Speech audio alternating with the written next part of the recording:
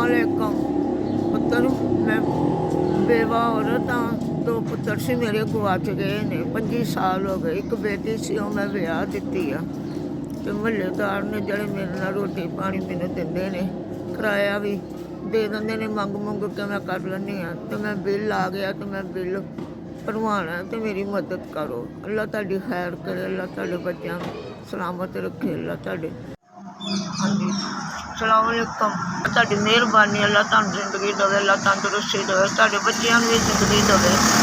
SVS मेरा bill जमा कराया, तुहाडा भला होवे, तुहाडे बच्चे जिन्हूं तुहानूं तंदुरुस्ती देवे, अल्लाह तुहानूं किसी चीज़ की थोड़ ना आवे।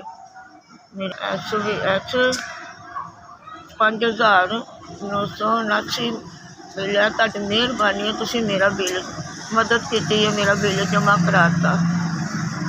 तुहानूं तंदुरुस्ती दे, अल्लाह तुहाडे बच्चों नूं भी तंदुरुस्ती देवे।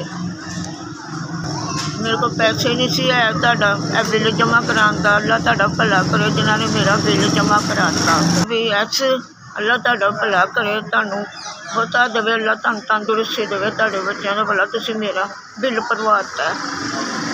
5979 मैं नहीं सी भरा सकती। तुहाडी मेहरबानी, तुसीं मेरे नाल मदद की है, अल्लाह तुहानूं जिंदगी देवे, तंदुरुस्ती देवे।